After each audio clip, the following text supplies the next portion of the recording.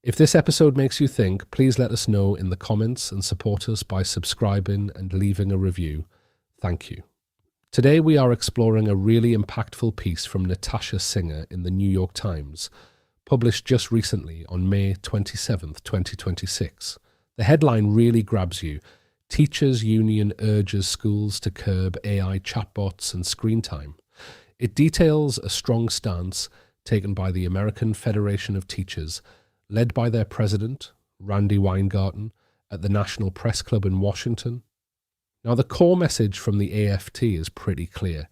They're recommending no screens at all for students in second grade or younger, and crucially, no AI chatbots for students in elementary school. It's a call to action, part of a new campaign to put active, hands-on learning and human relationships back at the absolute centre of classrooms, consciously dialing back the reliance on digital devices in schools. Ms. Weingarten voiced serious concerns, saying that young people are drowning in tech. And if we don't address this from an education perspective, we risk losing a generation of kids. She was apparently galvanized by Jonathan Haidt's work on how screens can really hook children, impacting their socialization and critical thinking. It's a pretty stark warning, isn't it? The article goes on to mention that this isn't an isolated sentiment. The Los Angeles Unified School District, a massive system, is already moving to eliminate school-issued devices for their youngest students and introduce screen time limits across all grades. And there are parents and health groups pushing for a 5-year pause on generative AI in schools.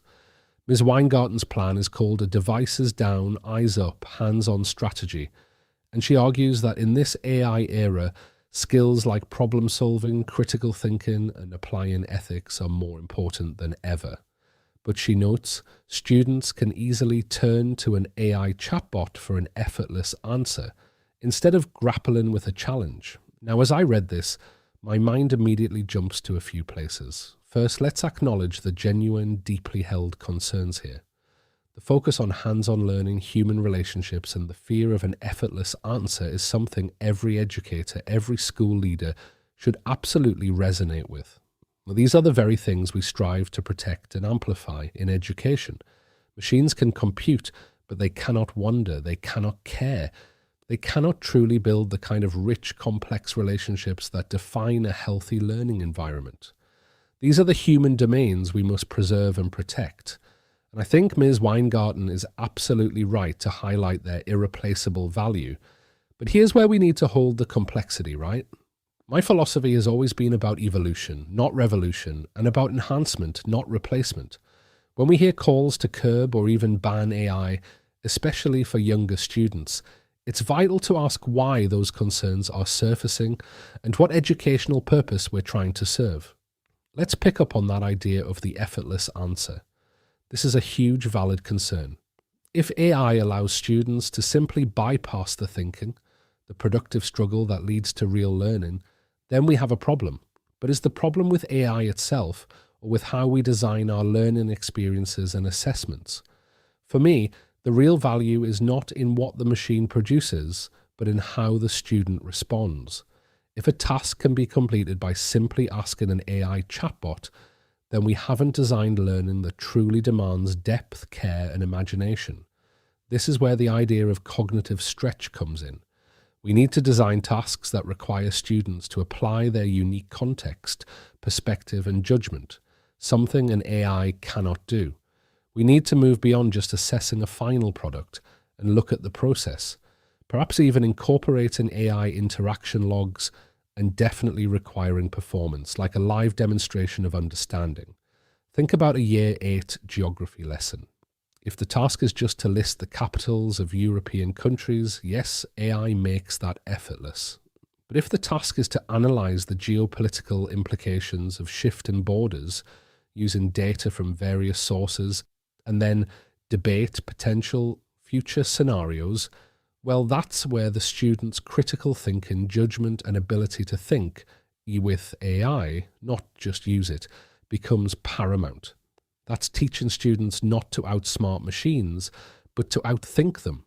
The call for no screens for the very youngest students, pre-K through second grade, also resonates with the purpose over technology pillar. Sometimes the best tool for the job is no tool at all. Developmental psychology tells us that hands-on multisensory experiences are crucial for early childhood development. For those grades, screens might genuinely be a distraction from the fundamental work of building motor skills, social emotional connections, and foundational literacy through physical interaction. In those cases, start with why means recognizing that technology might not serve the core purpose. However, a blanket ban for